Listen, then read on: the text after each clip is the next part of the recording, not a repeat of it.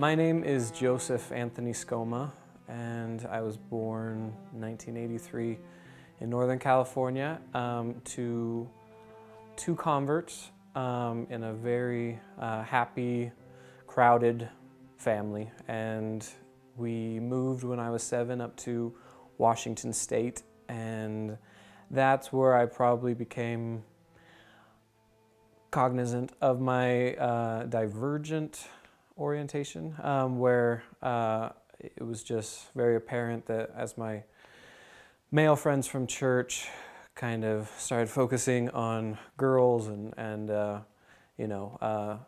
potential that was there for romantic intrigue, I felt kind of out of the loop, and I didn't really know what was going on, even though I knew what was expected just from society in general, from Disney movies and stuff. So I was prepared to date girls and ultimately marry a girl. I just kind of wondered when I would innately feel the desire to be physical with a girl. And I was never, I was never sexualized as a child. I was never abused or kind of exposed to anything, like even from other kids. And I know that that experimentation and things like that is very common, and it's not even unhealthy. It's just something that never touched my life, so I can't attribute that, to being other than heterosexual. And so kind of moved on to high school, and it was not too inappropriate to mention this one incident where I had to shower with high school guys for the first time. And I kind of, I knew it was going to happen, just I knew that it would be an incident of discomfort for me, because I, wasn't in control of myself, physical reactions and stuff like that.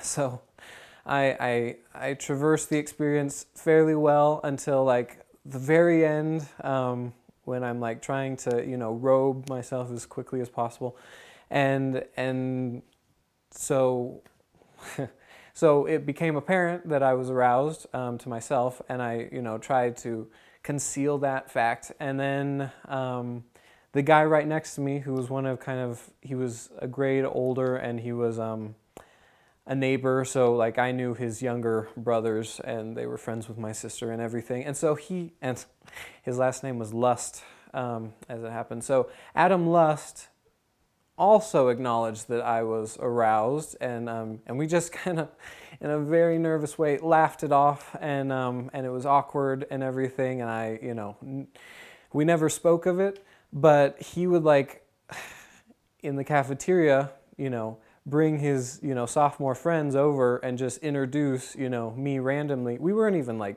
friends, so it just seemed very strange that he would introduce some of his friends to a freshman. And then they'd just kind of smile, and then they'd walk away. And I always kind of assumed oh, he's told them that. But kind of skipping ahead several years, he friended me on Facebook, so it's weird how things work out. And so moving beyond high school, I did track and wrestling, and I became very accustomed to public showers. So I worked in the necessary kind of cognitive blocks to kind of control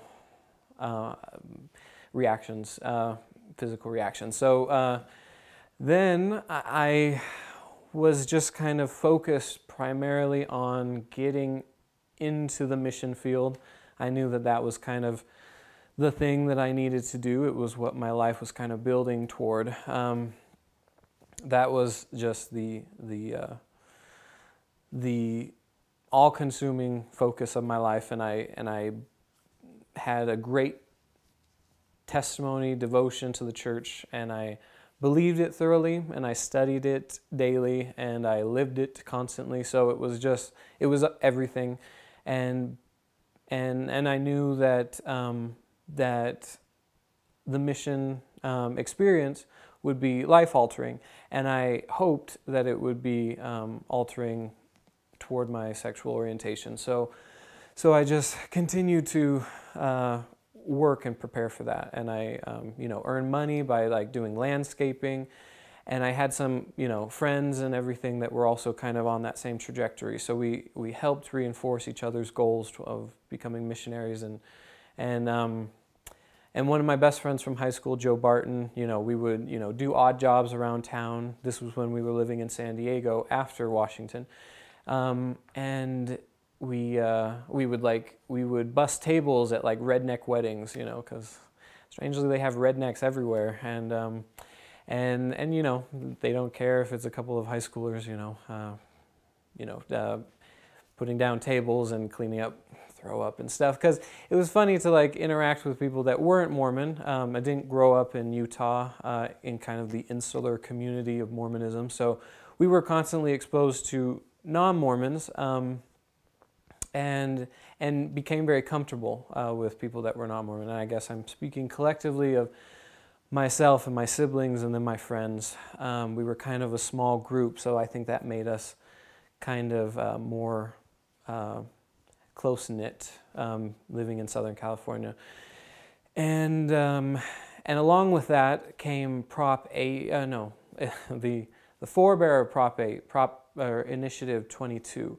So that happened in 2002, and it became a very important mission, for our community of Mormons, to get the word out, to generate interest and approval among our non-Mormon friends and neighbors, and so my dad was called to be, I think, like a canvasser or some kind of he was given a geographical area, and then me and my friend Joe Barton and my siblings and some other kids from church, we would put down the Prop 822 signs in people's front lawns and stuff after asking for permission to do this, and the whole time that I'm doing this, I know that it's that it's this thing that I personally want to overcome. So I feel like by doing this outward kind of effort to kind of steer the laws in congruency with God's will, then I'm proving myself also. So that happened shortly before I went on my mission. So that was 2000, and I went into the MTC 2002 and everything. And it was it was a good experience, from the time I was in the MTC. Went back to public showers, which was interesting. They still had the Tree of Life at the time. And we, as a district and everything, felt very close. And I made some good friends and everything. But it wasn't until halfway through my mission that I developed not only a very deep friendship, but also a raging crush on another missionary who we never were companions, but I was there the first day he came into the mission field. And he, our mission president, President Vasquez from Mexico, he had the new missionaries select by the Spirit who they thought their trainer was. So they would send these new missionaries out, amongst the veterans, and they would just kind of choose one, and then we'd have the kind of orientation, these are your papers and stuff. And then we'd have the lunch, and then they would clarify all the errors in trainer selection. So I kind of was in the back of the room. I was late. My zone was really far away, so I had to take buses and trains and stuff to get there, and it was like a whole day process or whatever to get to this meeting of training. And so I had to sneak in the back all by myself. I was allowed to move kind of by myself a few times as a missionary, which was interesting. And so I'm in the back, and I can see this one blonde missionary towards the very front, and I couldn't take my eyes off him, and I was just kind of watching him or whatever. And since I was in the back, I felt at liberty to do this because no one was watching me, watching this other guy. So I yeah, and I was just hoping and praying that this was going to be my trainee, and trying to convert, what are obviously visceral attractions into like, oh, it's the Spirit telling me like this is the one or whatever that I'm supposed to, convey all of my experience and knowledge as a missionary to. And it turns out that when he kind of like turned around to see, who he thought his trainer would be, I was already looking at him, so he just came straight towards me, probably just, wanting to streamline this, kind of an awkward experience as much as possible, just went for the first person that was looking at him. But so that's where we kind of became acquainted, and then I had to like stay at his apartment intermittently in subsequent months. Obviously, I was given someone else to train, but like so when I would stay over at his apartment, because as a zone leader in a very far away zone, I would have to take these long trips, often by myself, and then I would have to stay at a missionary apartment closer to the offices. And anyway, so I would stay the night over a couple times, and he would try to engage me in conversation and stuff, but I was so kind of locked up with anxiety about being attracted to him and not wanting to kind of reveal that in any way. So I would kind of remain aloof. Anyway, he was eventually sent to an area towards the end of my mission. I was sent to the adjacent area, but we shared an apartment, 2 companionships, and that was for like 3 months. He and I stayed there, and then other missionaries came in and out, and he trained for the first time there and everything. So it was about the same point when I first met him, halfway through my mission. Anyway, so to just kind of convey like how close we became, and how much I liked him, and just how he kind of became this ideal companion, and friend and everything. I just we talked all the time, and we would wrestle, and these were all things that I hadn't felt comfortable doing with even my friends back home. Like it was kind of a new experience. So that level of closeness and intimacy with someone was very important. Not only, in just kind of general life experience, but also kind of solidifying the fact that, I was extremely attracted to him, and in one of these wrestling sessions became aroused, and he also, I had a robe, so I was able to conceal it, but he noticed it and also didn't seem to mind. And so I had a lot more internalized homophobia and projected that out, I think, onto other people more than it was projected onto me externally. Anyway, so, and just to kind of wrap up this very tangential story, we went to the temple as a district or a zone. A lot of us were there and everything, and we went through the whole session, and we were just together the whole time, and we didn't care where our companions were. And we ended up, in the celestial room of the Buenos Aires temple, and then we went into the celestial room, and as we're just kind of, sitting there and everything, and we love to philosophize. We love to expound on, deeper doctrines and stuff, and that was something that we bonded over. And so on this occasion, he just kind of, out of the blue, explained like his opinion about how people, are sealed, and how, technically he and I would be sealed together by maintaining faithful temple marriages to women. And I don't know why he even brought that up. It wasn't something that, I was wondering about, but when he said it, it was very, it just kind of resonated, and it was like this hopeful thing that I held on to for a long time after that. And then when we were finally split off and I was sent to my last area to train for a second time, and we were sharing this remise, which is like a broken down taxi or whatever, and we're in the back seat or whatever, and he got out first with his new companion, and they got on the train and left. He had left a paper saying "I love you" in Spanish on the seat next to me and everything. So anyway, so after our missions, we stayed in touch and we were friends, and then he married a young woman from our mission who wasn't just a missionary, but she was also a native Argentine, beautiful young girl.